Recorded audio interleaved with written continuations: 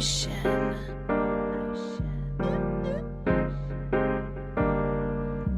feel like a locomotive, sipping, drinking Arizona. Mixtape just around the corner, did a lot in California. Can't wait to drop this on you.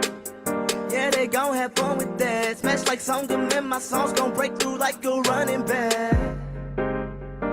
Hello and welcome back to the podcast that is always up to speed with Formula One. It is Sunday, December 11th, 2022. Mark Daly and Mark Hamilton here. Couple of days behind schedule, but better late than never. How's it going tonight, buddy? My friend, I am doing amazing, all things considered. Jumping straight into Parents' Corner. My little one has not been able to keep anything in over the last day and a half. So the washing machine has been running nonstop. But I think with three kids, you've been there before. But other than that, it's great. Been there, this done is that. His last week of school. And then, of course, he's off for 3 weeks. But it's good. And work for us typically is hyper busy at this time of year because we're setting up for the new fiscal year, which for us starts in February. So locking and loading a lot of the things and the objectives we want to go after. So yeah, work is really, really good, but I'm doing awesome, man. How about you? How's the family? Yeah, everything's good, man. It's just like yourselves. Everybody's going into their last week of work and school and getting ready to shut everything down for a couple of weeks for the second half of December and getting ready to enjoy some festivities and some time off and just some R&R. So it should be good. I know there's lots of special festivities and everything, holidays and celebrations coming up across the board. You got Christmas, obviously, and Hanukkah's coming up. So many great traditions celebrating at this time of year. So, it's everybody go buy a couple of, like at least 1 or 2 sets of extra, or one size up of your normal clothes just to kind of get through the next month or 6 weeks or so with because eating takes on sort of a competitive level of intensity here as you get into December. And then, about 3 weeks, everybody's going to sort of break out all the resolutions. Of course, gym membership spike in the beginning of January. But be that as it may, we are not here to talk about New Year's resolutions. Not yet. We should do that. We should consider we did the off-topic show last week. I have many. I need many. That's a great show, and I definitely want to do that. Cool. But before we get going tonight, I just want to give a shout out as usual to JT the Human, who created that outstanding bit of intro music. I love that.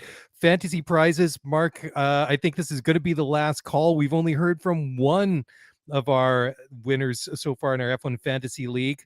So maybe we're going to have to rethink that. But just one more shout out to... I can't remember who the other two were. Yeah. So I appreciate the opportunity. So Andrew T, thanks for reaching out. Andy, obviously your subscription to Race Weekend, your first episode or issue should be on the way. And we're also working on something else a little bit special for you. But for Aaron K, for Whitman R, I have scrubbed our Twitter follower list to try and find an account that might match the name to try and track you down, but I haven't been able to find one. And with almost 4,000 followers, it's a little bit exhaustive. But to Aaron Whitman, please reach out by the end of the year so we can link you up. But that's about it from the update there. And just talking about the holidays and talking about the race weekend, if you want to get a last minute Christmas gift, go check them out. That's raceweekend.com, WARCEWKND.com. Use our promo code ScuderiaPod and get 10% off a subscription for a year. Now, talking about, everything is going to go up over time. It's just a given that prices will increase, but COTA released their prices for the U.S. Grand Prix for 2023. General admission, GA has gone from $180 to $475 in just the span of 2 years. This is just a huge price increase across the board for all their ticket categories. And this is going to be something you're going to see from, every single race on the calendar. If the race organizers are paying in the neighborhood of 25 to 50 or maybe more than 50 mil a year to host a race, they're passing that cost along to somebody, and those somebodies are us. So there you go. Don't say we didn't warn you, because we've warned you. But thoughts on this one, Hammy? No, not really any thoughts. This is something you and I have talked about before. And I think sometimes we almost celebrate the fact that F1 scores these big, monstrous hosting fees. But ultimately, it's us that pays for them. At the end of the day, if I'm a race organizer, I've got to recoup that sanctioning fee. And it comes from tickets and it comes from sponsorship at the track. And that's about it. So when these race organizers are dishing out $50 million. That's just going to be passed down to us. And then on top of it, there's this unprecedented global demand for F1 ticket inventory anyways. So that applies even more pressure. So everyone in the business world of F1, except for the content creators out there, are doing really, really well there. But if you want to see an F1 race, if it's something that's on your bucket list, I highly encourage you to do it as soon as possible, because I think for a lot of us, ticketing and prices are simply going to become fundamentally inaccessible. And that's not a criticism. I think it's just a reflection of where the business is, but it's not going to get any cheaper. And, we talked a lot about the fact that COTA is putting in new grandstands. So I think part of this is there's less general admission ticket inventory at COTA because they've been carving out sections of the track to build grandstands. And the benefit to the COTA race organizers is you can charge a heck of a lot more for grandstand tickets than you can for GA. But as a result, there's less general admission ticket inventory. And like you said a couple of minutes ago, 2 years ago, it was $180 to get a general admission pass. Now it's just shy of $500 US. And of course, that excludes flying and hotel and parking and food and all those kind of things. Yep. So it's become a very, very expensive experience for a lot of people. Well, even in 2020 or thereabouts, 180 seems pretty generous for a GA ticket. Even at that rate. But I guess not all that unexpected. But that is a pretty big jump in just the span of 2 years. Okay, now you're gonna have to lend a little bit of context to this, because I'd love to know where the genesis of this next little piece here. Scottish snowplow names, and I this is gonna as I'm reading these off, I'm hearing them voiced in my mind by none other groundskeeper Willie from The Simpsons. I love it. I So- love it. And the genesis for this was that one of our listeners actually posted a story about the fact that in Scotland, the Transportation Authority has historically allowed citizens to vote on and submit names for their snowplows, which I thought was super cool. And then they also have a website where in the winter you can track where they are. So you've got this map and it's got all these dots on them indicating the location of a snowplow, and then it has the snowplow name next to it. But let me read off the first half, and then I'll let you read off the second. Go first. You go first. I just wanted to say I was so pumped to read this one. Can I just read off my favorites, and then you can read off some more? 100%. So the ones that I really liked were Blizzard of Oz, Gritty Gritty Bang Bang, Gritalica, For Your Ice Only, and Skid Vicious. I thought those were all pretty solid. So Not bad. like I say, I was excited about this one for some strange reason. Some of these other ones definitely have a Scottish or British bent to them, but Gangster Granny Gritter is a classic. Mr. Plow, which of course is Simpsons reference. The Basil Salty, which of course is a reference to Faulty Towers. Faulty Towers. Calvin Harris reference here. Calvin Hair Ice. Ready, Spready, Go. Brine Freeze. Snow Connery. You Only Grit Ice. And Sir Snowington. So some really, really classic names there. I thought maybe our listeners would get a kick out of that since we're in the off season and we can relax a little bit. It's very apropos and very seasonal at this time of year. Totally. Okay, so moving along to some listener questions. First one comes from Becky in Las Vegas, and her message is: with the holidays almost upon us, what F1 documentaries can you recommend to help pass the time while sipping eggnog around the fire? Love the podcast. You are the best in the business, and I and my family sincerely appreciate the time you put in. You've helped us pass the time on so many road trips. Well, thank you very much, Becky. And question, Becky, you got to get in touch with us. Where do people who live in Vegas go on road trips? Because we're all like, road trip, we're going to Vegas, right? That's what everybody else in the world does. So I'd love to know where people in Vegas go on road trips. But anyway, so documentaries. So a couple of the easy ones obviously would be Schumacher, which is on Netflix. That one is a very, very good one to watch. Then there's also the Senna documentary, which is done by the same people who did have been doing Drive to Survive, but they kind of did that in a previous incarnation. Very, very good as well. Now there's another one that I have, and I don't think you and I have ever talked about this one, but I got this one on DVD for my dad. Just going back how old this is. So I don't know if this is available to stream anywhere, or if you maybe have to scour the internet and maybe some online vendors, maybe somebody, a third party through Amazon or something like that. But have you ever heard of the documentary 50 Years of Formula One on Board? It came out about No. 15 or 20 years ago, and this was literally going back to like in the like the 90s, the 80s, the 70s, and before. And I mean, of course, before, I mean, the 80s when it is when technology legitimately started to miniaturize, right? Because if you go back, you see some of these ones. Like I seem to remember there was a Tyrrell going around Monaco, and it literally had like a movie camera strapped to the side of the car, but it was really really cool. So that is one is definitely, really really good to watch. I just don't know where you would be able to get a copy of it. Well, what are some of the ones that are on your list, Mark? I think you named the big ones, but I'm going to challenge Key and our family to give MotoGP a little bit of a taste because there are some absolutely exceptional MotoGP documentaries, starting with 2000 and I think 2000. I'm trying to remember the year 2003. There was an official documentary called Faster. There was a follow up in 2011 called Fastest. There was another in 2015 called Hitting the Apex. And in 2006, there was a fantastic documentary called The Doctor, The Tornado, and The Kentucky Kid. But I would highly recommend you check out all of them. They're available on DVD, Blu-ray, and a lot of the digital streaming platforms. But the production values and the intensity and the emotion are awesome. And if you're an F1 fan, I think there's something to like in all of them. Given the fact that Fastest and Faster and The Doctor, The Tornado, and The Kentucky Kid are a little bit older, maybe Mhm. start with Hitting the Apex, which was a 2015 production that kind of captured the years leading up to that moment. That's where I would start because I think you nailed the big F1 ones.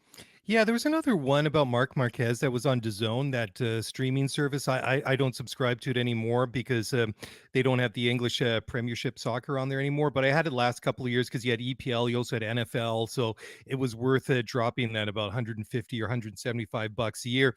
But they also do documentaries. They had like this 3-part series on there. I'm struggling to remember what the name of it was, but it was basically covering Mark Marquez's career up to a couple of years ago, and it was pretty cool. It was really well done as well. So if you've got access to that, that's definitely one to worth checking out. Cool. Next one is from Abdullah and Riyadh in the Kingdom of Saudi Arabia. So this one has been translated from Arabic. So hopefully we haven't By the lost way, too much of the this is a context. Hamilton translation, which is a combination of utilizing my wife plus Google. So I Mhm. think this is pretty good, but it may not be spot on. Do you want to read it then, or Yeah. shall I You have know it? what? I will take it just in case there are any blatant errors here. They won't reflect poorly on Mr. Daly, but Abdullah writes, "Hello, my friend told me about your show, and I have to say it's my favorite F1 podcast by far.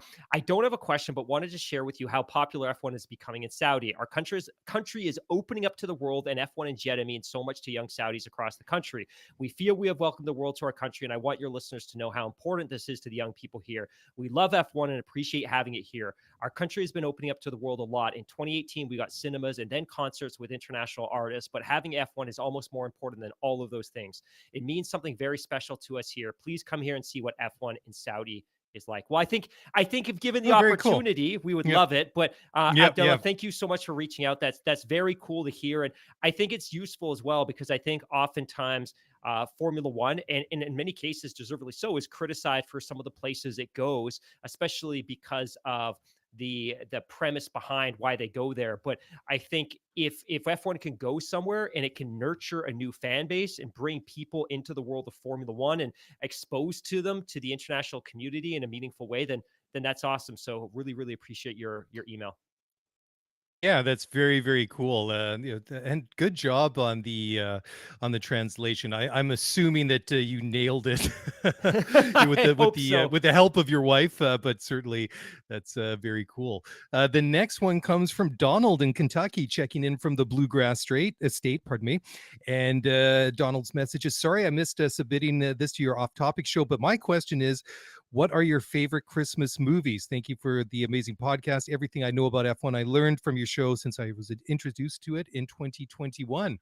Well, that's very cool, and thank you very much for the message, Donald. So I'll just name off a couple. I'm a sucker for all the holiday movies and Christmas specials and things like that. I go back and basically rewatch all the Christmas cartoons and things like that I watched since I was a kid. Favorite movies, some of the like the more, like the ones that have been out there for a while. we like watching Elf in our family. That's one that we watch every year, as well as Christmas with the Cranks. My favorite Christmas movie by a Christmas mile is the 1951 edition of A Christmas Carol with Alistair Sim. You know, the old black and white. It's just, it's fantastic. I just love that Every one. time a bell rings, an angel gets their wings. Is that the one? No, that's the other one. Oh, Oh, geez, it's not a Miracle in 34. It's a Wonderful Life. Wonderful Life. Yes, yeah, Yes, that's yes. another one. That's another classic. Watch that each and every year. But we always used to watch, like in our family, we watch Elf every year. But growing up, that's something we always sat down, watched with my parents and my brother. We watched that every Christmas Eve. So it's still just as good. And there's some other well-known people, actors in that one, including Patrick McNee, which some people I know, and Jack Warner, Alistair Sim, and very, very, very cool to check this out. What about yourself, sir? What about I mean, the Grinch, the Dr. Seuss Grinch is a classic, and I have a soft spot for the Grinch.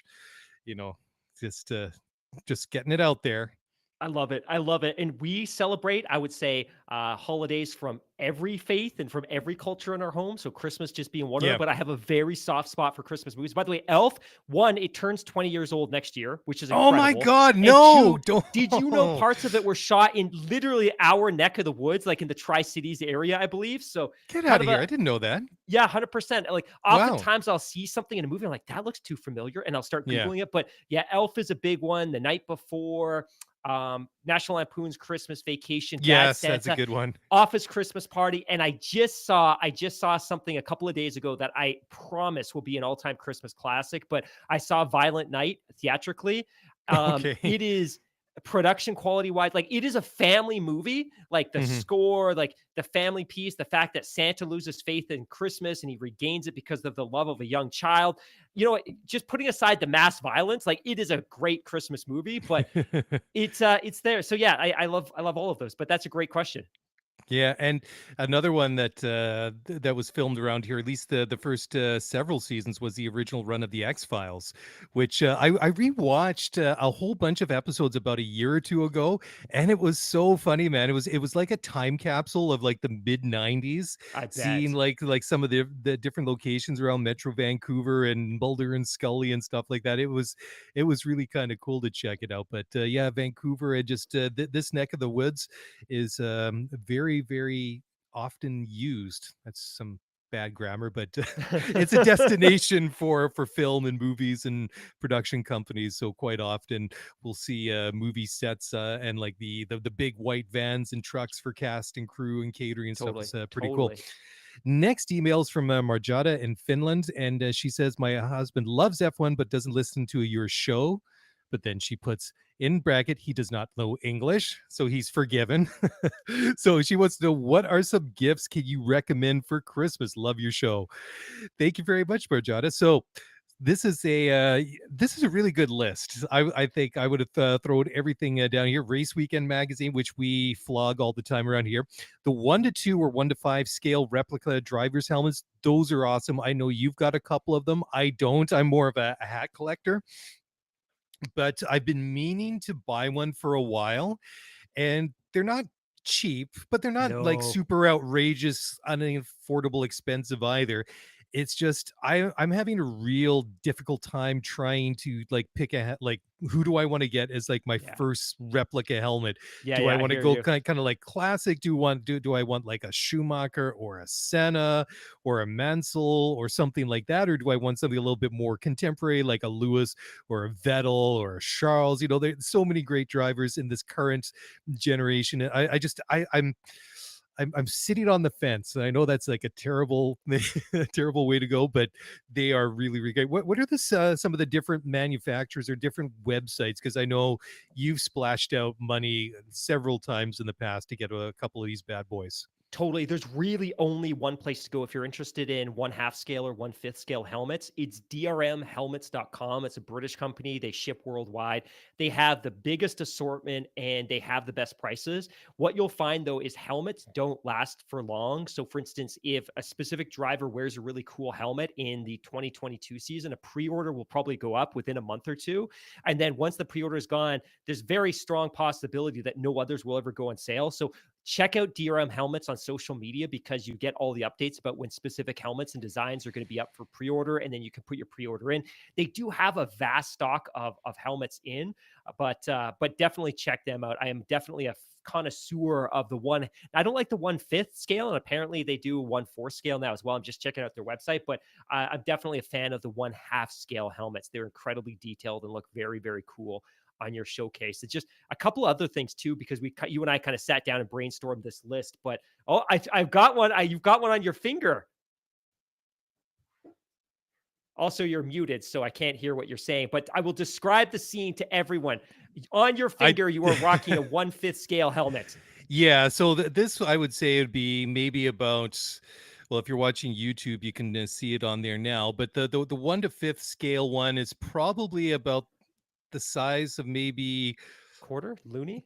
Yeah, for Canadians, you know, if we said a loony, you'd know exactly how big it is. For Americans, I'd say it's maybe about 1.5 times the size of a quarter, thereabouts. It's nice. I mean, but it's fairly small. So this is a Damon Hill. You know, this Very one cool. actually. Yeah. Oops. I was going to hold it up a little bit closer to the camera here. It actually has the some of the Rothmans colors on there, but it doesn't actually say Rothmans, but it's got the Renault, it's got Elf, Anderson Consulting. So it's kind of, you know, a bit of a time capsule, but it is fairly small. But the half scale ones are really, really cool. And like I say, I've been meaning to really dive in and expand my Formula One collection and get one. But yeah, I'm still leaning towards probably something more from the classic drivers. I'm Right. very much thinking of a Senna, and I was thinking about like there was a really cool one. I don't know if it's still for sale, but from the time when he was with Lotus, and that was kind of cool. Then the other ones you got on the list is the F1 official video game. The 2023 edition is available on PlayStation or Xbox. Books like The Mechanic, How to Build a Car, Racing with Rich Energy, etc. There are so many good books out there, and you know they don't have to be you know, stories about drivers or different eras in Formula One. There's so many wonderful coffee table books out there that, you know, you don't even need the words to go with it because the pictures in some of them are just fantastic. The Logitech G29 steering wheel or Pro, which is you know, goes obviously together with the video game.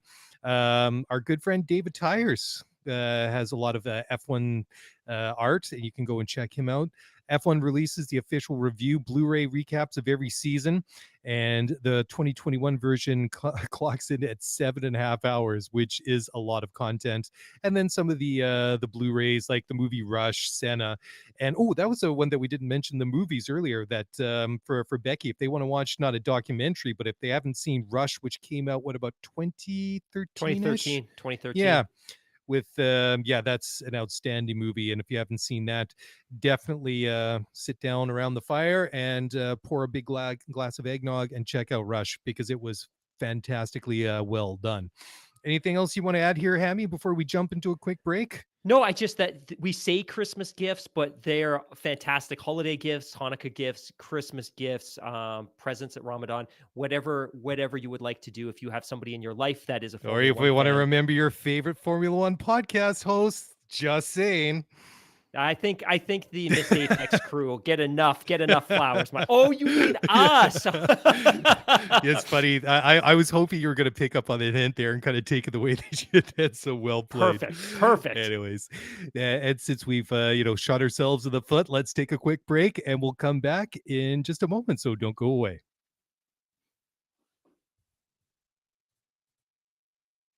All right, welcome back to the show. So before we jump into some of the news for this week, and despite the last race finishing, 3 weeks ago now? Was it 3 weeks? I've kind of lost track. Ago. It seems. By the way, it was a year ago today that we witnessed the finale of the 20. I saw this somewhere. 1 year ago today was the finale of the 2021 season. Wow, geez, that time really flies, doesn't it? I know that it was like the latest finish ever in Formula One. But wow, I can't believe that a year's already passed since that race.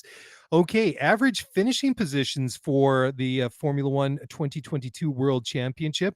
Max Verstappen, who was a world champion, his average position was 2.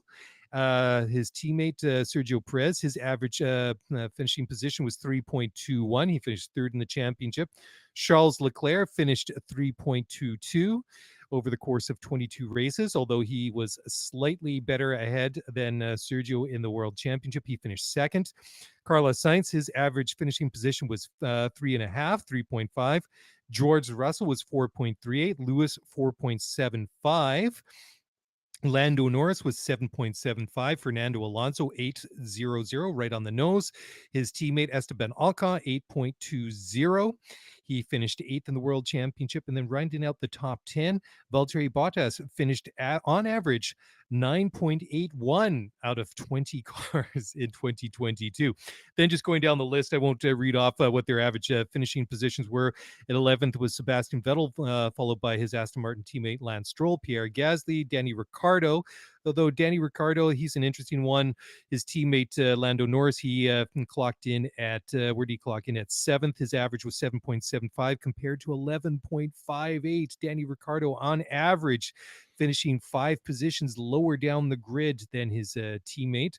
Then Alex Albon, Zhou Guanyu, Yuki Tsunoda, Kevin Magnussen, Mick Schumacher, and last and sadly least, the now out of Formula One, Nicholas Latifi finished on average 15.59 out of 20 in the 2022 Formula One World Championship. Kind of interesting, though. I mean, those first 4 drivers, the 2 Red Bull drivers and the 2 Ferrari drivers, finishing anywhere from 2 to 3.5 the average position. That's pretty incredible. I mean, just the consistency that those 4 drivers had throughout the course of the season to finish where they did. That's impressive. Anything you want to add to that, Hammy? Nope. No, I'm just getting the head shake. So that is my cue to move on. Pull up the news here. Okay, we got something from Adam Stern here at via the Sports Business Journal. So Danny Ricciardo is not planning to do a one-off race in NASCAR as per sources, but remains to focus growing on his brand. Ricciardo is exploring opportunities for 2023, including a TV role, one of several ways that the CAA is working to keep him relevant in America. Now Danny is kind of getting around, and he's getting out there and doing things. I guess you probably saw that Instagram post of Danny Ricciardo and Josh Allen, quarterback for the Buffalo Bills last week, which was kind of cool. See it. Oh, I should send you that. That's funny. I thought it was you that sent it to me. I'm not sure who sent it to me now, but it was the pregame warm up for one of the Bills games recently. It was kind of funny too, because I mean, on average, NFL players are pretty big, and that's one thing always blows me away about pro football is how tall, how big, how athletic, and how fast these guys are. And it was funny to see Josh next to Danny Ricciardo, and even with all the pads and everything on, he was still much bigger than Ricciardo. And Danny made some sort of comment about he could barely get his hand around the car and how small he was. And Josh, he kind of chuckled. He said, "Well, I guess the important thing is that you fit into a Formula One car, right?" I was kind of thinking Josh would probably struggle to get one leg in the cockpit of a Formula One car, but it was just kind of cool. And I was thinking to myself after I watched that I wonder how many of the current Formula One drivers, and I know that Ricciardo's kind of taking a step back next year, what with going back to a reserve driver role with Red Bull. But apart from Danny Ricciardo, I don't know if there's anyone else that could really kind of pull that thing off except Lewis Hamilton. I mean, Ricciardo, I mean, he seemed very... It felt like a very natural interaction, like just the two of them on the sideline, just passing a ball back and forth and just kind of, having a bit of a laugh. I can see, I mean, Lewis has done the rounds before, so I mean, that just kind of seems, natural at this point. But what about you? I don't know about any of the other guys on the grid right now. I mean, let's put it this way. I could not imagine Carlos Sainz throwing a football back and forth on the sideline with Josh Allen or anyone else. I mean, not that I have anything against Carlos Sainz, but he just, Ricciardo has that kind of personality that a lot of the other guys don't, right? Yeah, his personality makes him very photogenic. He's always got that big smile he'll put on the jersey. But correct me if I'm wrong, he's a big Buffalo Bills fan, right?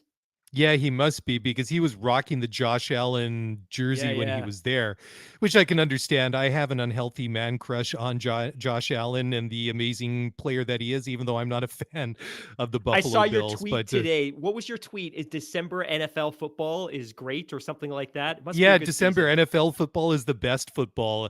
As I was watching the Bills and the New York Jets playing in the snow. Well, the late great John Madden always said that the real football season starts after Thanksgiving, and especially at this time of year, once you get down to the last couple of seasons of the last couple of weeks of the NFL season, and you get playoff slots up for grabs, it gets pretty intense and pretty exciting. And And I this is promise to my our favorite American time. audience, Daly is not pandering to you. He is a huge, huge NFL fan. Oh yeah, yeah, a very unhealthy NFL addiction. It's pretty much right up there with my Formula One addiction as well. Okay, cool. Let's move along and just this one. You did this very well, and I guess I just kind of absorbed this or learned this by osmosis. But Lewis Hamilton named one of the most stylish people of 2022, according to the New York Times. So over to you, Hamilton. I'll New let York you talk about the Times yeah. the New York Times the New York Times Styles' department has listed the 93 most stylish people of 2022, and among them, you'll hear my mouse scrolling: Rihanna, Ben Affleck. Apparently, he's regained his style since he Hmm, recoupled with Jennifer Lopez. Martha interesting. Stewart, Serena Williams, Bad Bunny, and of course, Lewis Hamilton is on that list. And if you follow social media, or if you follow Formula One on social media in any capacity, you've no doubt Hmm. seen Lewis showing up to the track, always adorned in some very, Oh very yeah. unique, stylish getup. All of that to say, these lists I often find to be, and this isn't a criticism. Oh, Doja Cat's on here as well. I like Doja Cat. Oh, Yeah. Bella Hadid too. As I'm scrolling through this list, I'm seeing all these people that I certainly agree with. But I take exception with these lists sometimes because I think to be stylish, one, you need to have a platform, and two, typically you can't be stylish unless you have a bottomless wallet and a stylist that helps create these looks for you. And you know what? I enjoy seeing people being stylish. Just know that it's not something that's necessarily accessible to us. Like you and I aren't able to go down to Nordstrom or Louis Vuitton and pick up a new outfit every couple of weeks. So I like the list. It's a lot of Sadly fun, not. but at the same Sadly not. time, I think we are somewhat detached from that. Yeah, just to hit me with a couple more names here. Like Anne I'm really legit. Hathaway, Courtney Okay. Kardashian, and Travis Barker. Let's Okay. take a look here. Willow Pill, Lil Nas X, Brad Pitt, Cammy and Richie in The Bear, Jeremy O'Harris, Pearl from Pearl, Timothy Chalamet, Grace Wales Bonner, Sarah Sherman, Joe Burrow. Again, a lot of these names I'm saying, and I don't actually know who these folks are, so I apologize. Emma Chamberlain, the James Webb Space Telescope, apparently, Gerard Way, Queen Elizabeth II, which I definitely agree with, Princess Anne. Let's take a look. Kendrick Lamar, Prime Hmm. Minister Sanna Marin of Finland, LeBron James, Meg Stalter, Mark Zuckerberg's avatar, Nathan Fielder. Yeah. um, and the list goes on. Oh, Steph Curry's on the list. Beyonce's on the list. Julie Fox, Elvis, Harry Styles, and that's about it. And a lot of people whose names I can't pronounce, and I didn't want to embarrass myself by trying to say them on the air. There you go. Good for you. So sadly, I guess we're not on the list. Okay, something to aim for in 2023. Talking about 2023, the FIA Nice has segue. announced. Nice Yeah, I know segue. we're just on fire tonight, right? The FIA calendars have been approved by the World Motorsports Council, and in addition, the 2023 sprint race locations have been confirmed. So, just going to the race calendar first of all, March 5th, we are back in action for round one of the Formula One World Championship for 2023 at Sakir in Bahrain, followed by Saudi Arabia going back to Jeddah. Then on April 2nd, back to Melbourne for the Australian Grand Prix. Some other dates of note: May 7th is the Miami Grand Prix. Canadian Grand Prix goes June 18th. Silverstone, which is always a favorite of mine, July 9th. Where else? Where is so Coda back on the calendar, of course, is the weekend of October 22nd. And then we have the Mexican Grand Prix, or the Mexico City Grand Prix, October 29th, Halloween weekend. And then Vegas lots of North American races. Of course, the first running of the Las Vegas Grand Prix the weekend of November 18th. And then it all comes to a wrap round 24. I mean, the Chinese Grand Prix is still listed as to be confirmed. China has officially been scrubbed from the calendar for next year. I don't know, Hammy. I haven't heard that anything's going to fill in, and everything that I'd been reading and following about it didn't seem like it'd be likely. So we'd have a big gap between Australia on the 2nd of April to Baku on April 30th. And like I say, it comes to an end the weekend of November 26th at Yas Marina and the United Arab Emirates. There was a lot of buzz the last couple of weeks ago that Portugal could have negotiated their way onto the calendar. It's obviously a purpose-built circuit, and it had a vacancy during that period. I don't think that's necessarily going to happen, and I don't think there's a lot of pressure on the Liberty Group to backfill the race. The one oddity, like you said, is we race in Australia on April the 2nd, and then we don't race again until April the 30th in Azerbaijan. And that's a big gap early on in the season. I know that at one point the FIA and Liberty were pressing Baku hard because they wanted to bring that race forward a week. So you'd race April 2nd, and then you'd race again on April 23rd, which would give you 2 weeks off, because as it stands right now, we're in Baku, and a week later we're in Miami, which is unusual because we've done that week gap between Baku and Canada in the past. But that's a really tough turnaround for everyone in the championship to kind of pack up at the end of the day on Sunday in Baku and be in the new destination, in this case Miami, 3-4 days later. That's a tough turnaround. I think the other consideration here too is we reported based on other people's actual reporting that China was scrubbed from the calendar, and it was principally because China has such fierce, or had such incredibly fierce, restrictions around quarantine procedures and COVID. And obviously, if you've consumed any news recently, there have been some widespread mass protests in China against their COVID, their no-go COVID policies, and the government since then has responded in a very meaningful way, and they have significantly cut back on COVID restrictions across the country. And I think China was really the last country in the world that was trying to live without COVID, and that meant really fierce, harsh lockdowns in cities like Shanghai and Beijing. And ultimately, I think they've pivoted now and realized that, look, we're going to shift to the model that the rest of the world's operating on, which is living with the virus. And unfortunately, that came a little bit too late, because I think if that was the revelation they'd had a month or two ago, we probably wouldn't be able to fit that Chinese race in, because we haven't been there since 2019. And if we're back there in 2024, that'll be a five-year gap. That's a long gap. Totally. And it's not the best track in the world, but I'm so hungry to see what the response would be from the Chinese fans to having a Chinese driver on the grid in Zhu. So fortunately, we won't see this year. Hopefully we'll see it next year.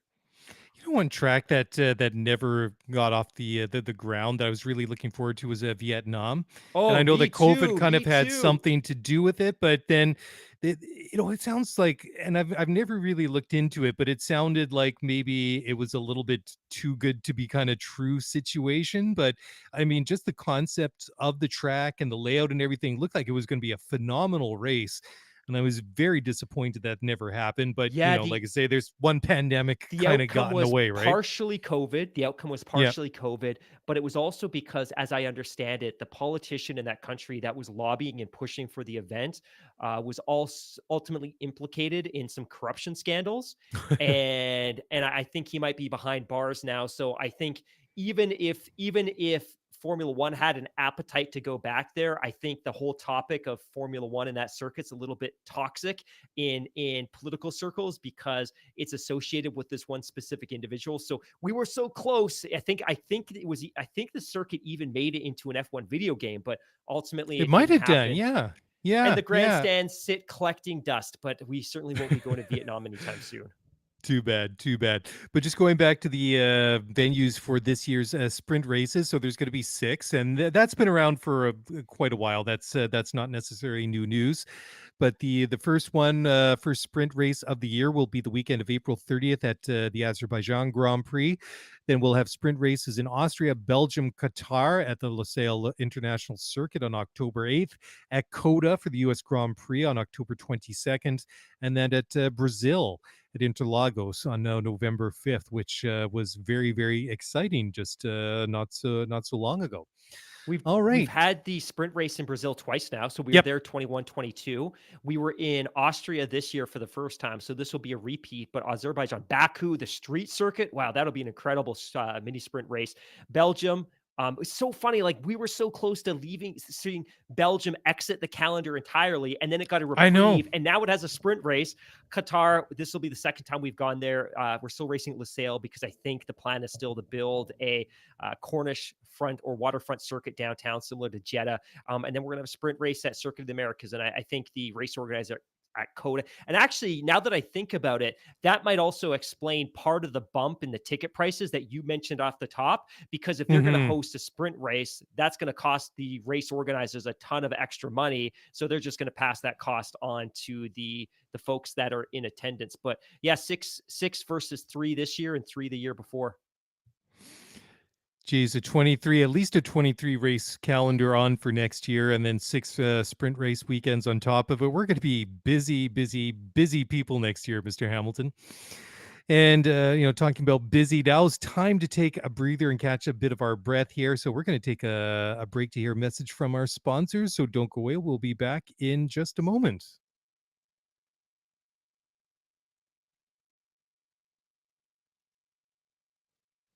All right, welcome back. And there is news this week that the FIA is ready to shorten DRS zones in 2023. And this is in response that there is some concern flying around there that overtaking has become too easy at several tracks and venues on the calendar. As to, I just love this one because a couple of years ago, oh, you can't overtake in Formula One. There's no overtaking. The sport sucks. You got to do something about it. Now, DRS is making it too easy to pass. So I guess it just goes to prove that you can never please 100% of the people 100% of the time. But Hammy, why don't you give us a little bit more information on this one? Yeah, I think it goes back to something you and I talked about earlier in the season. And I apologize because I don't remember the writer who wrote this, but somebody had written that originally DRS back in 2010 was designed as an equalizer because we know the cars kick off or did kick off all this dirty air. And DRS was simply supposed to be a mechanism to equalize the two drivers. And I think what had happened this year, and this is not my quote, this is that individual's quote, but that DRS this year became a weapon. So all of a sudden, it became, in many cases, a foregone conclusion that if you had DRS, you were going to be able to overtake that driver in front of you. So it became less an equalizer and it became more of a weapon. And that was ultimately a result of the fact that the cars themselves are kicking up less dirty air because of the ground effects. And ultimately, you and I've talked about this before. I'm really struggling to see a place for DRS in the future of the sport. So I think that rather than simply turning it off entirely in 24, Mhm. 25, 26, which has been discussed, maybe it's more of a gradual elimination from the sport that, hey, we're going to start removing DRS zones and we're going to start shortening activation zones. And I think this is probably kind of a step towards that end goal, because to Yes. me, I really don't like these artificial aids that are intended to, and I guess I get it, Formula One may have needed it for some time there, but they've made some really significant progress towards eliminating the need for DRS, but I'll be happy to see it go. Do you feel the same way, or do you enjoy the excitement of having an artificial aid like that in the sport? I've tongue was planted firmly in cheek when I was just reading that off in the article. Just to give the journalist credit, was Jonathan Noble from Motorsport. Motorsport.com, and so honestly, I'm not too disappointed to hear these sorts of things. Like, I'm perfectly okay to see the reduction in DRS zones with the ultimate aim to remove DRS completely from the cars.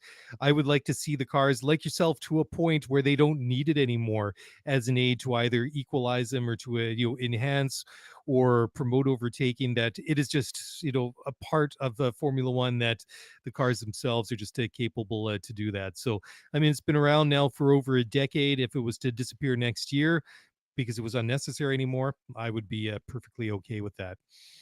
Okay, so moving along, an update on Formula One's pledge to become carbon neutral on the road to net zero by 2030. So some of the improvements that they've made in their operations this year was a redesign of freight containers to allow the use of more fuel efficient aircraft, Remote broadcasting implemented leading to significant reduction in traveling freight. Planning for future calendar regionalization underway, which is something that we've talked about before. Totally, That'd be kind of cool to 100%. see, like regional Yeah, championships I or love it. I regional love kind it. of like, what do we would call it, like regional mini calendars, which Yeah, I can think you would be kind of imagine cool. having like an Asia Cup and the Americas Cup? So the driver who scores the most each of these regionalized like it could be meaningless, but we see that like with the supporter shield, and we Yeah. see that in football where you have these rivalries between teams. But yeah, that would be pretty cool if you could have trophies based on performances in the, kind of these regional competitions. Yeah, like have a little bit of fun with it too, right? I mean, Yeah. like I mean, I'm all for being like socially responsible, and especially when it comes to things like the climate and the environment and stuff like that. But why not have a little bit of fun with it at the same time? That's a really cool idea. And then the last one they have on the list here is recruited sustainability specialists and improved internal infrastructure to ensure progress. So there you go. You need measurables to make sure that you're on track. Anything you want to add to that, or why don't Oh, we the go on to the list, my juicy? friend, the list The goes on. list. So this was a Okay. social media post update from Formula 1 earlier this week, but that is just the first of 4 slides. The next slide is net zero 2030, working with our race promoters. So Formula 1 Liberty, the FIA, they're working with the reporters to one. They are delivering more events using alternative energy sources like solar panels, green tariffs, and biofuels. They are engaging local communities and charities to allow surplus food donations post race. They are prioritizing public transit to all of our races, which I think is something that you and I can both kind of recognize as being a real aid to the fan experience, but also great for the environment. They are reducing single-use plastic access across our events. From a sustainable fuel from the future perspective, there's a checklist here. Sustainable fuel development continues to ramp up with 100% sustainable fuel on target for 2026. On track for the introduction of 55% sustainable fuel into F2 and F3 for the 2023 season, and fuel designed for real world use with huge potential to decarbonize the automotive sector. And then finally, in the spirit of diversity and inclusion, the F1 Academy launched to provide greater opportunity for female drivers. You and I talked about that last Mhm. week. A scholarship scheme expanded to 50 students by 2025, and apprenticeships and internships expanded for those from underrepresented backgrounds. Did I ever tell you, or just talking about transportation to tracks, did I ever tell you about our Spanish Grand Prix shuttle bus story? Did I ever tell you that, or no? Even if you have, I've A, forgotten, but B, I'm sure most of our Fair audience enough. hasn't heard it. Well, it's not like it's some really bizarre thing, but it was just kind of funny because we went to the Spanish Grand Prix in 2014, so that's already going back, more years than I care to admit. Anyhow, I remember that after we'd booked tickets for the weekend, we were looking around. Well, how do we get to the track? Because we're going to fly in. We're going to stay for about a week. So we'd have a couple of days either side of the Grand Prix weekend just to, look around and visit Barcelona, which is a fantastic city. I mean, highly recommend, that anybody go and visit Barcelona, even if you're not going to the Grand Prix. Anyway, so we did find like a shuttle bus service to take us to the track. And so we were just like, well, I'm not sure if we have any other options. We booked tickets for like all the days that we were going to go. So the Thursday, Friday, Saturday, and Sunday. And then it was just like a date and a time and just an address. We kind of look, and just it's just a street corner, like in this not rural, but this neighborhood in on the east side of the city there. So we're looking, okay, here's our hotel, so we got to take so many subways to get there. And we were just like, after a while, after we bought the tickets, it was all non-refundable. We kind of had this bad feeling that we'd been scammed.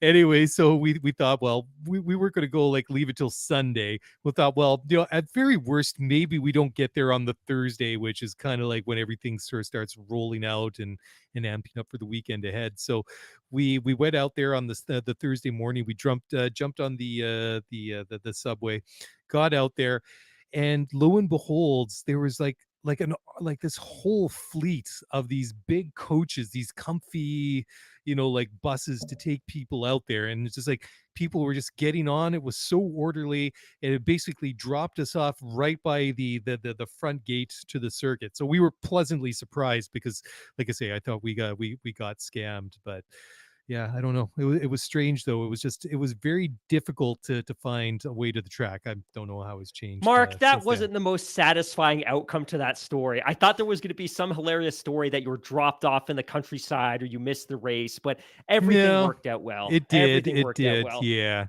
I just that was the off-topic show from last week. I still haven't got it out of my system. So going back to the on-topic show, pardon me, Toto Wolff is ruled out offering Mattia Binotto a job with the Mercedes, saying that there's too much Brooklyn porcelain between us.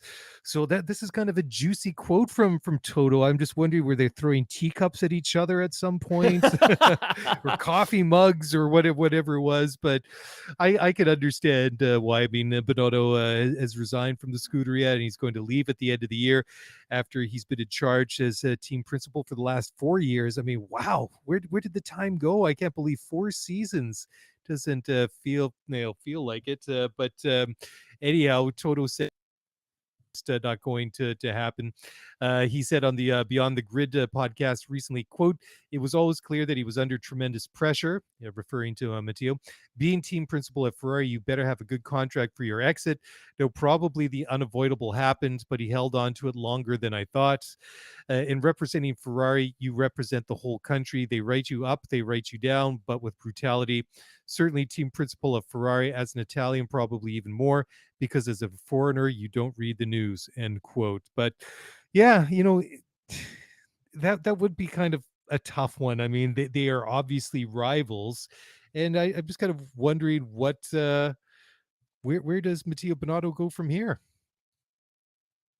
Are you asking me as a question? Because Yeah, I'm. I think it could very well be Audi, right? Like if you're Audi and you're buying an organization in Sauber, which is going to be a multi-year process, and you need to integrate that with your engine supply channel, which is going to happen in Germany, you could bring on somebody like Matteo Binotto, who's overseen a very similar organization, because not all F1 teams are equal, right? Some are customer teams of engine suppliers, and some also develop their engines. And Mattia was in a situation in Maranello where he was building a car and he was building a power unit, and he had to negotiate with customer teams to sell the power units on. So it was a big, complex organization. I think that could potentially be a good fit. I don't know if culturally it's the right fit, but we've seen a lot of reporting specifically out of Germany in the last couple of weeks that linked Matteo Binotto to that Audi Sauber endeavor that's going to come to fruition over the course of the next couple of years. So his future may already be spoken for. We just may not have seen the official announcement yet. But I did like that one quote that you just read from Toto Wolff. And where was it here? Something about, and I quote, "In representing Ferrari, you are representing the whole country," Wolff said. That really resonated with me. Yep. And I've never thought about it like that before, but Ferrari in a lot of ways could be seen, if you live in Italy, as their national team, right? You have club teams, you have national teams. Mercedes is a club team in the UK amongst many other club teams, including Williams and McLaren and Red Bull. But in Italy, they are a national team. And I think in that sense, they probably get a lot of media scrutiny in ways that some of these other teams don't. Yeah, because I can't imagine in Italy that there's too many people cheering for Mercedes or Red Bull. I mean, there are, but I mean, it's going to be Ferrari miles and miles ahead of everyone else. I mean, Absolutely. yeah, and you just love the passion when you see them at like Monza and Imola and places, races like that. I mean, they come out, they represent, and it's fantastic. I mean, I'd love to go and experience that post race, atmosphere at Monza, especially if that's a Ferrari driver standing on the top step of the podium. Okay, next story. Zach Brown calls for more technical freedom in the cost cap era. This comes from racingnews365.com. So the McLaren boss had to say, quote, "If you've got a cost cap, then there should actually be some more technical freedom within the cost cap.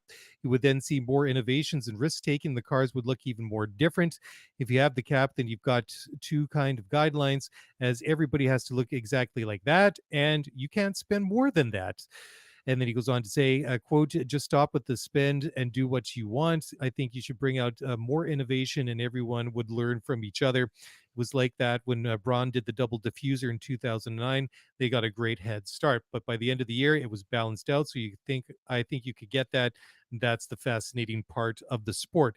And end quote. Anyways, I think that is very, very true. It's funny because whenever somebody comes up with one of these really massive technical breakthroughs, and Brown really comes out with that example of the double diffuser that Braun GP came out, that memorable 2009 season. They were miles ahead of everyone else, and if I remember correctly, I think it was just they interpreted the regulations that year a little bit different than everyone else, and they just got it so right, and people were like, well, we never actually thought we could do that, and we can. And so they all started developing somewhat similar double diffusers like Braun GP did. But I think that is interesting too, right? It's just that's what do you even want to call it, just the opportunity to innovate and create and then see who gets it right. And that's the thing that I always find in Formula One, that if somebody comes up with a really good concept, if it's the other teams that start trying to build on that and come up with their own version of whatever that concept is, then you know that it's a real winner. But it's the innovations that kind of come along that nobody wants to touch with a 10-foot pole, kind of always leads me to believe that that's a bit of a dead end. This is possibly the most exciting quote I've heard from a team principal in a very, very long time. And it's important to remember as well that in a way, Formula One has historically managed competitive spread in spending through the technical regulations. And right now we're in a really unusual situation where the technical regulations themselves are probably stricter and allow less artistic interpretation, so to say, than we've ever seen before. But we also have a cost cap, which is fundamentally new to the sport, having it come into place last year. So all of a sudden, we're in a situation where teams have to follow really strict guidelines through the technical regulations, which means that there's far less room for interpretation, especially when it comes to building these cars. But also, the car teams are capped at how much money they can spend. So ultimately, my fear is always has always been that we're going to end up with a bunch of cars that look very, very similar after a couple of years. We knew that this year there was going to be some pretty significant spread in the field, that some teams were going to get the regulations right and some weren't. But then in the next couple of years, they would all start to kind of congeal more closely to the middle of the pack, in the sense that they would all start adopting and borrowing best practices.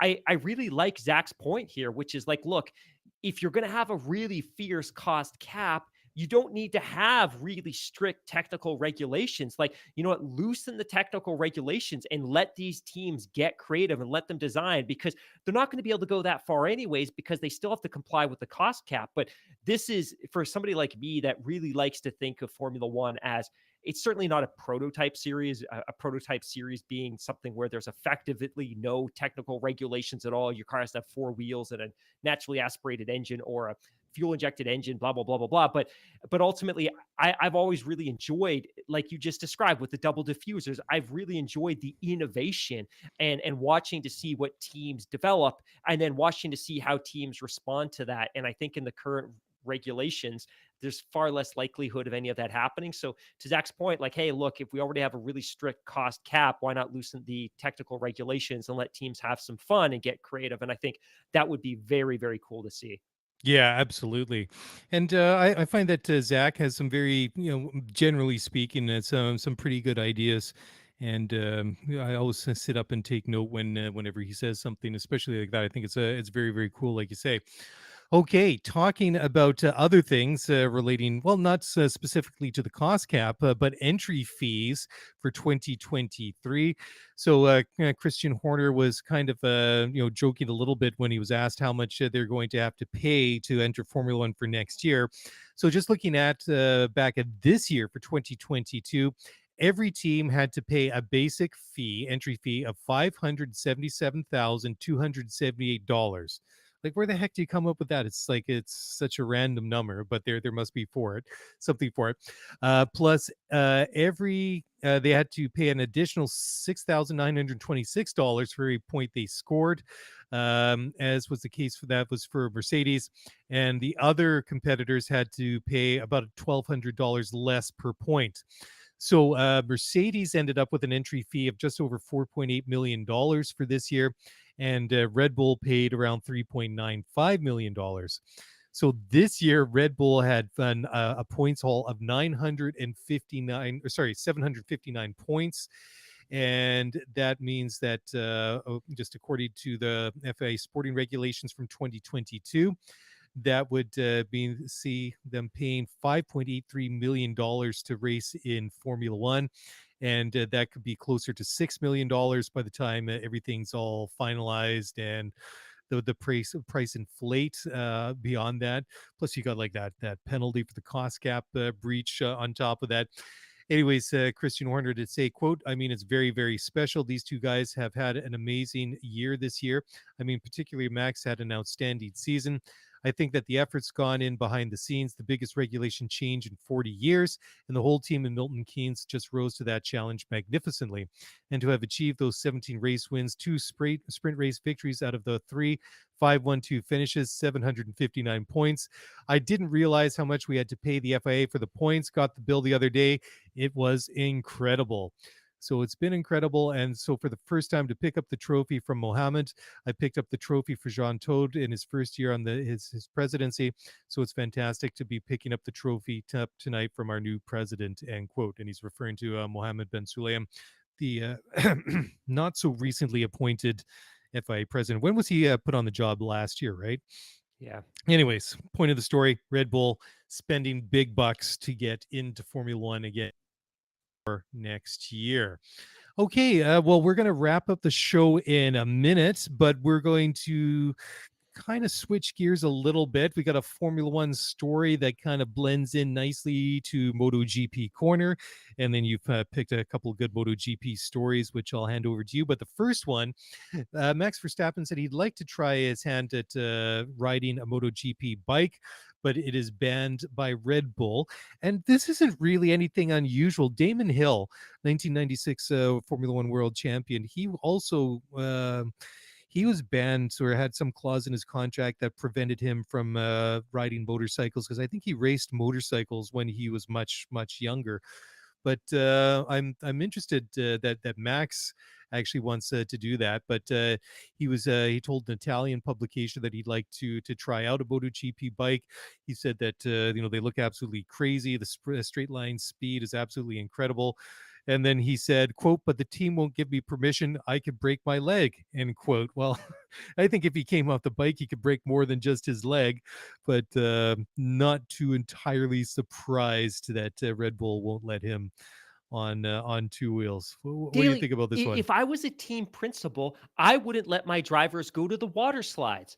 I wouldn't let them walk up a flight of stairs. Like, I would have them in a bubble wrap cocoon to protect them at all times. Like, I'm investing in that person. Like, I'm less bothered about your quality of life. I just want to make sure that you're healthy and ready to go every race weekend. What is remarkable about this, though, because I didn't think about it at the time, is back in 2019, Valentino Rossi and Lewis Hamilton, if you recall, did that swap. So they did a track session one day where Valentino Rossi hopped in Lewis's Mercedes and Lewis hopped on his Monster Energy Yamaha, and they did a couple of laps on each. And of course, there was a kind of some media frenzy after that. Now, interestingly, and it does tie into this, is it was a closed event with only invited media. It has been rumored that at that event, Lewis did crash the bike. And again, this has never been confirmed, but it is rumored that Lewis did go down on that bike. And of course, he was fine. But if you're a member of the Mercedes team, that must have scared you to death that the 7-time world champion no kidding, right? was riding a MotoGP bike, because the MotoGP bikes are obscenely powerful beasts, aerodynamics and all. But yeah, interesting story. And I don't blame Christian Horner and Red Bull whatsoever for prohibiting him from riding snowmobiles, motorbikes, tricycles, water slides, all of those things. Do you think that Christian would be kind of like creepy and like have Max on his Find My iPhone thing? It's yes, like I Max would. leaves his thing. Like, and I would not. He's like, leaves his house. It's like, Max, where are you going? Who are you going with? Are you driving? Are you in the back seat? What are you doing? I mean, I would be that guy. I'd be absolutely paranoid every time my drivers are going somewhere, because some of these As would guys, like I. I know, like Michael Schumacher, he was big into skydiving and things like that. I'd just be like, oh God. I mean, I know Oh that wow. for like some of these these guys, like it's all adrenaline all the time, but yeah, I don't think I'd be so good as a team principal. Anyways, we got, like I say, a couple of stories here for MotoGP Corner. So what did you the first one you have here is MotoGP drivers prepare, or riders that is, preparing for physical stress of sprint races. What's the backstory, or what's the story on that one, Hammy? Incredible story. So, as we've seen the Formula One calendar expand in the last few years, and you and I talk about the fact that there was a point where 17 races was a big championship, and now we're at a point where 23, 24 races is what gets scheduled. But MotoGP is anticipating a record 21 race calendar next year, Wow. which is very, very significant relative to what we've ever seen in that championship before. And the reason this is so sensitive is we talk about how physically demanding driving a Formula One race car is. Riding a MotoGP motorcycle is an entirely different physical experience. So it's asking an awful lot of the riders, but it's actually compounded by a much bigger issue, which is next year, MotoGP is introducing sprint races at every single race. So there will be Oh, 21 races wow. on the calendar next year. There will be 21 sprint races. And the way that they're making room for this is currently a MotoGP weekend is very similar to Formula One. Formula One has three free practice sessions, a qualifying session in the race. MotoGP has 4 practice sessions, qualifying in the race.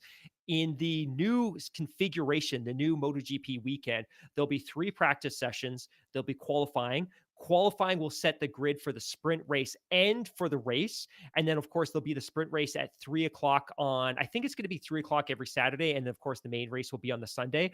But the MotoGP riders will reportedly be putting in an extra 1,300 kilometers on track next year, which is That's a lot. Yep. incredible. A very physically demanding calendar for them. And MotoGP, interestingly, is facing a very opposite dilemma to Formula One. Formula One is seeing this unprecedented demand. TV viewing is up, and you have all these race organizers all over the world that are clambering over themselves to get to Liberty and offer them $50 million to host a race. And people are lining up to buy tickets. In the MotoGP world, fan Hmm. attendance and TV numbers are actually collapsing. So while they're adding races to the calendar, it's simply because they desperately need that race hosting money to fill their coffers and cover their expenses. And a big part of that, it's believed, is the absence of Valentino Rossi. So, of course, Valentino Rossi has now exited the sport. He was by far MotoGP's most transcendent superstar for the better part of 2 decades. He's exited, and they simply haven't been able to find, and with all respect to Marc Marquez, and I'm going to transition into a Marquez story here, but with all respect to Marc Marquez, he hasn't quite captured the imagination of the international MotoGP fan in the same way that Valentino Rossi did. And maybe he will, because Marc Marquez at the end of November has announced that he is debuting an Amazon Prime documentary that will capture his experiences from his big fall and crash in Spain in 2016, where he broke a very significant bone in his body, his rehab, Ouch. and his reemergence to a podium later in the 2022 season. So that's very cool. And that is on the back of the fact that last year, Amazon debuted MotoGP Unlimited, which is their take on Netflix's Formula One show, Drive to Survive. So again, another couple of things to check out if you're looking for something to occupy your time during the winter break. You can check out that new Marc Marquez documentary, and you can also check out MotoGP Unlimited, which is a very well done show that certainly hasn't got the recognition that Drive to Survive has. Yeah, totally. Whew. Well, Hammy, there you go. It's a little bit ahead of schedule compared to our normal shows during the season, but I feel like we packed in quite a lot in the last hour and 10 minutes. But certainly we will be back again in a couple of days. on Thursday night, Friday morning with the regular weekly show. And I have to apologize. The reason why we didn't have a show on Thursday was completely on me. I had to go away for business for a couple of days, as I did a couple of weeks earlier, and I was away for a Tuesday, Wednesday, which meant that was back to normal on Thursday. So I went back to the exact same place as I did a couple of weeks earlier, but it was a Wednesday and Thursday. And then so, Hammy and I are texting each other. And then I'm like, oh, I just realized I'm not going to be home on Thursday night. I will be, but I'll be getting back late. He's like, well, how about tonight? I'm like, yeah, tonight's got to work either. I've got sort of informal meeting tonight as well. So that was entirely on me. So appreciate you all hanging out and bearing with us. But we'll still have some shows dropping over the holidays too. But we'll keep this going with a show or two during the week until then. And if you enjoy the show, I'm going to steal Hammy's line here. By all means, please drop us a rating and review on Spotify or Apple Podcasts, or wherever you enjoy listening to this podcast. We would greatly appreciate that, and that helps us grow the show and grow the community. So that would be wonderful if you could do that. And if you want to get in touch, send us a tweet on the Twitters at ScooteryF1Pod, or send us an email at scooteryf1pod@gmail.com. And that's it. That's a wrap. Before we go, I still have to admit that I'm still trying to get my mind around Becky's message about where people from Vegas go on road trips. So I certainly hope that she gets back in touch with. I would think it's probably somewhere less flamboyant and glitzy with like lots of bright lights. So I'm thinking somewhere nice and quiet. So anyways, that's just me being me. Anyhow, guys, have a great week. We'll be back on Thursday night. So until then, have a great week, and we'll talk to you again soon.